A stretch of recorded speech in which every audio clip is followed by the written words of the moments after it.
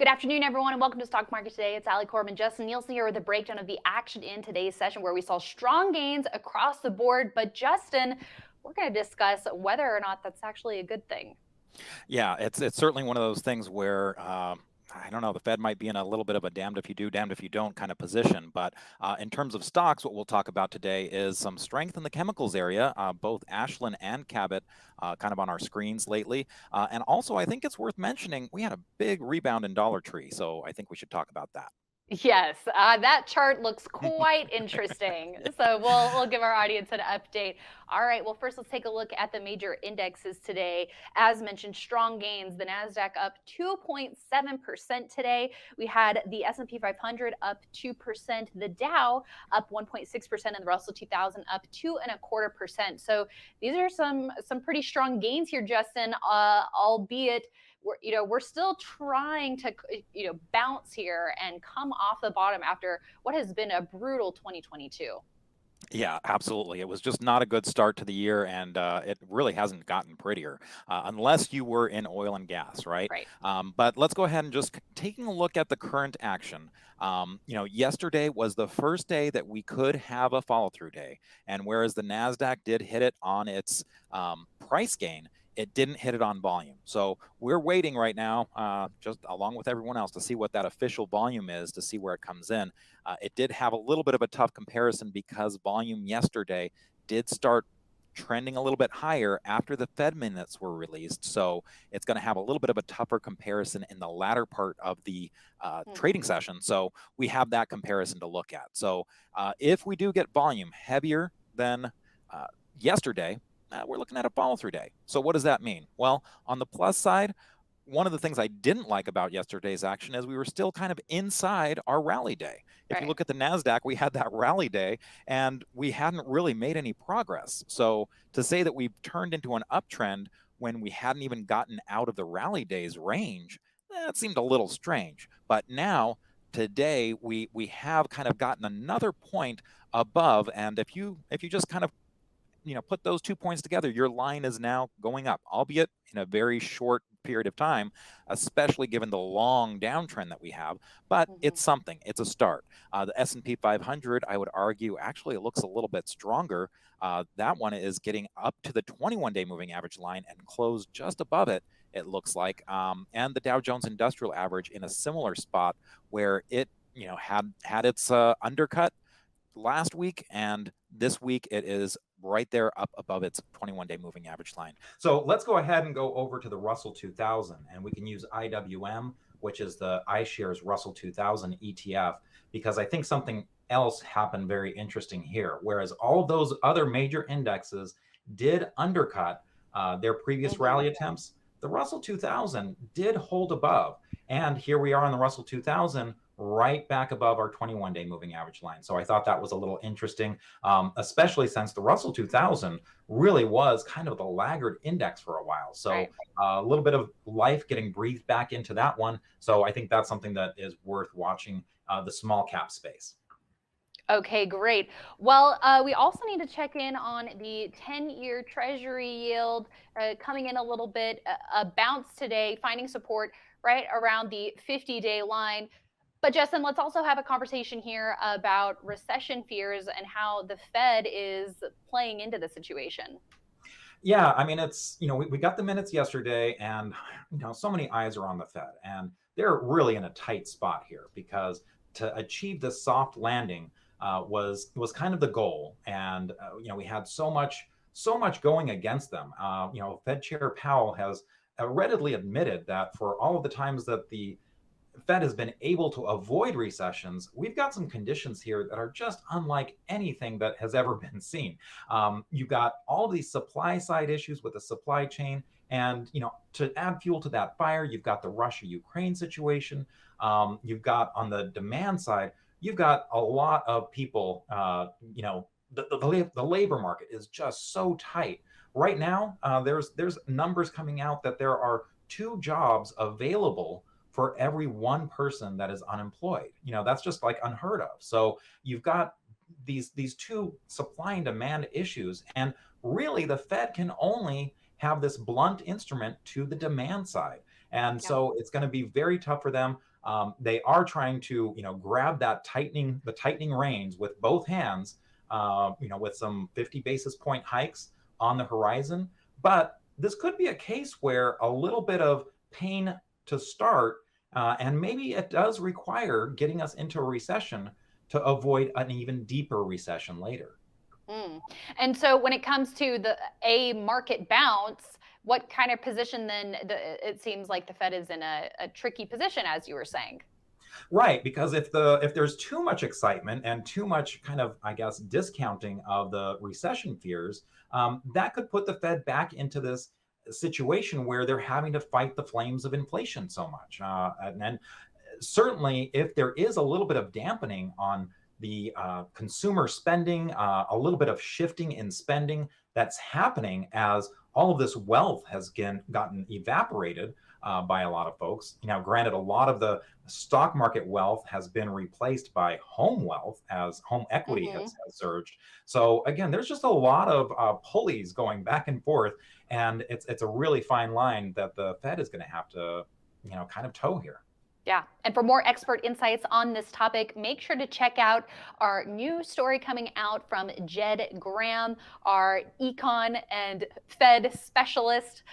Great reporting always from him. So make sure you check that out for further insights on this topic.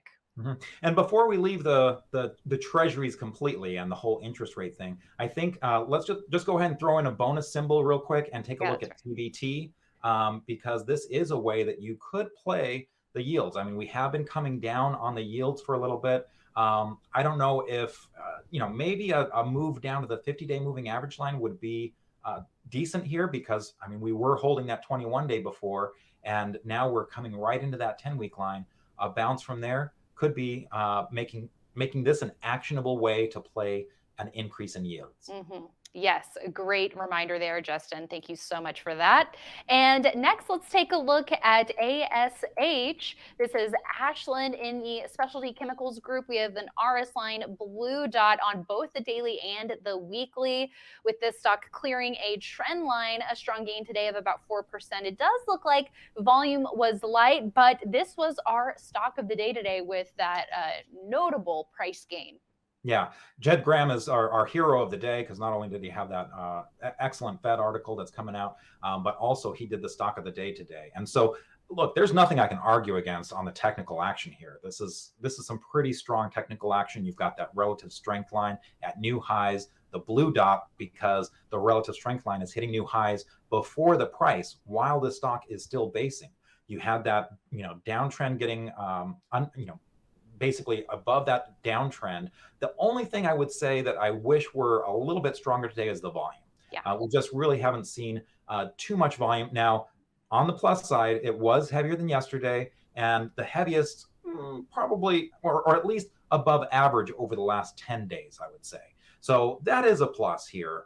And the other thing that's going for this is the chemical specialty group seems to just have a lot of names that are piling up with some pretty good setups. A lot of these are above their 50-day moving average lines already. You're seeing strong relative strength lines, and there's some good fundamental action here too. Jed mentioned in his stock of the day story how they've really got a pristine balance sheet. They've been making some moves, and recently they've been announcing how they've been doing some very aggressive share buybacks. They're to the tune of like 10% of the shares outstanding there. So I mean, that's a pretty decent chunk to be buying back. That's a belief in the company that it's a good value at this price. Yeah, and some really nice numbers in the most recent quarterly report, marking acceleration, 1 quarter of acceleration on the top line, but the second quarter in a row of acceleration on the bottom line. And this is a sector. So we talk a lot about oil and gas, but there have been a number of chemical stocks this year, the fertilizer names, and now this specialty group has a couple of names in it that we've been looking at. Yeah, a lot of industrial applications for some of these names. A lot of them are doing very different things. So sometimes it's just interesting reading the stories on these, because there's just some, fascinating technologies that are going on in the industrial space outside of your traditional technology, just different things that they're using to make these industrial products better and better. All right, that's exactly right. And let's also take a look at CBT. This is another name in the group, and this is a stock that is now on the leaderboard watch list, I believe. Yes, exactly. So we put that on, and we were talking about both Ashland and CBT today, Cabot. And one of the reasons why I voted, it's a team. One of the reasons I voted for Cabot was because Ashland was a little bit, especially earlier today, without the volume. It was just tracking so much lower. But CBT is something that is setting up right now. So Ashland kind of looked actionable today. CBT looks like it's setting up. So you've got that downtrend that you've got, or you could be drawing just a straight line right there, right under 73. And it seems like we're on the verge of hitting that level. So if we can get above that, that's something I'd like to see, especially if there's some volume behind it. Now, Cabot actually did get some volume kind of at the end of the day here. So it did at least get to average trading volume, but that would give you a little bit of an early entry as opposed to waiting for a 74.97 entry that would be 10 cents above that old high. All right, another one for the watch list in the chemicals area. And let's also check back in on Dollar Tree, DLTR.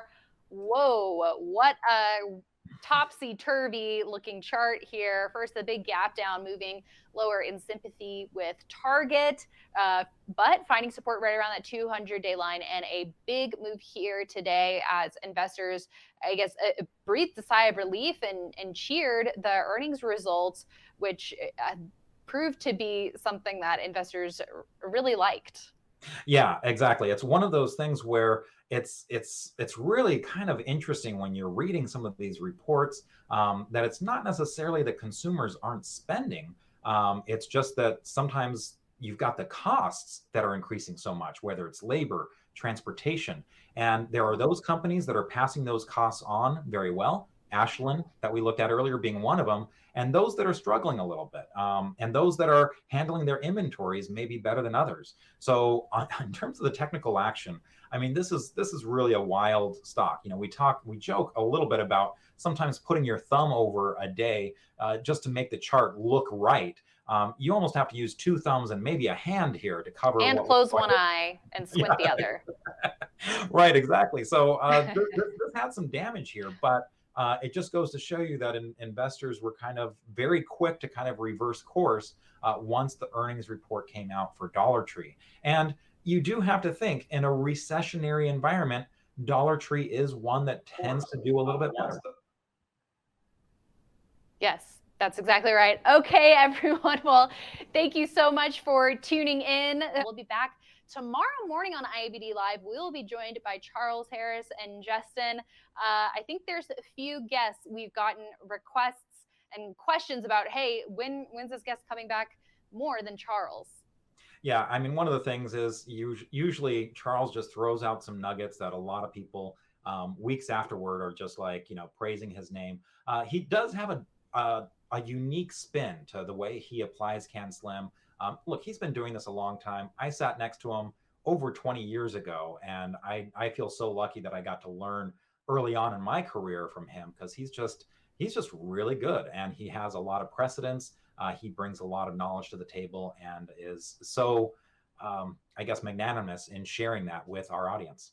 Yeah, so it's going to be a good time. We hope to see you there. I'm looking at our YouTube live stream now. So Ron, Dirk, Sunbreeze, Asim, hope to see you all there, and others.